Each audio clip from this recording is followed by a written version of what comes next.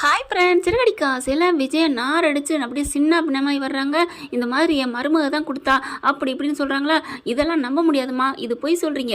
என் நகை திருட்டு நகை நீங்கள் வாங்கி இந்த மாதிரி ஏமாற்றிட்டு வந்திருக்கீங்க. போலீஸ் ஸ்டேஷனுக்கு போகணும் வாங்க அப்படின்னு சொல்ல, அட வாங்குங்க என் வீட்டுக்கே கூட்டிகிட்டு போகிறேன் அப்படின்னு சொல்லிட்டு அந்த நகை செயின் காணாமல் போச்சுன்னு சொன்னாங்க இல்லையா, அவங்க சிந்தாமணி இன்னும் 2 பேர் போலீஸோட வீட்டுக்கு வராங்க.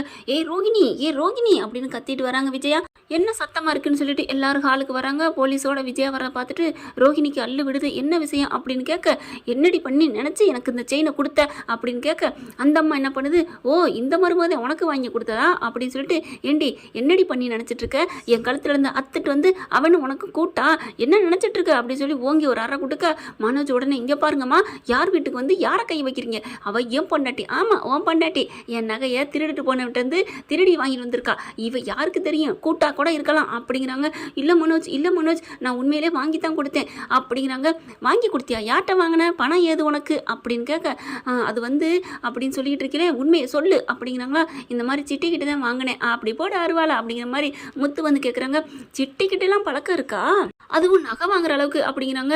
இங்கே பாருங்க ஆண்டி, நீங்கள் என் கூட பேசலைங்கிறக்காக தான் நான் அப்படி வாங்கி கொடுத்தேன். சரி பணம் ஏது அப்படின்னு கேட்க, பணம் வந்து என் வித்யாவோட வருங்கால கணவர் இருக்கார் இல்லையா, அந்த முருகன் அவங்க கிட்ட தான். அப்படியே இங்கே விஜயா என்ன பண்ணுறாங்க, இங்கே அசிங்கப்பட்ட நிற்கிறத கூட விட்டுவிட்டு, என்னது இந்த நகை 1 லட்சமா, என்னவோ 2-3 லட்சம்னு சொன்னேன் அச்சா அப்படின்னு சொல்லுது. எதை விட்டுட்டு எதை பேசுது பாருங்க.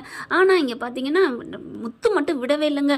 அப்பா நான் சொன்னேன்லப்பா, இது பெரிய ஆளுன்னு சொன்னேன்ல, அந்த முருகன் என்னோட ஃப்ரெண்டு, அவங்ககிட்ட இருந்து ஏன் காசு வாங்கின பார்லரம்மா அப்படின்னு சொல்லிட்டு பயங்கரமாக கத்துறாங்க. அப்படியே ரோஹிணி ஆடி போயிருக்கிறாங்க. இங்கே பாருங்க, எனக்கு இந்த நகைக்கு எந்த சம்மந்தம் இல்லை, இவளை இழுத்துட்டு போங்க அப்படின்னு சொல்லிடுறாங்க. மனோஜ் அம்மா அப்படின்னு வர, ஏய் அவள் பொய் புழுகுனிடா, உடம்பு பூரா புழுகு முட்டை, அவளை நீங்கள் அரெஸ்ட் பண்ணி கூட்டிட்டு போங்க அப்படிங்கிறாங்க.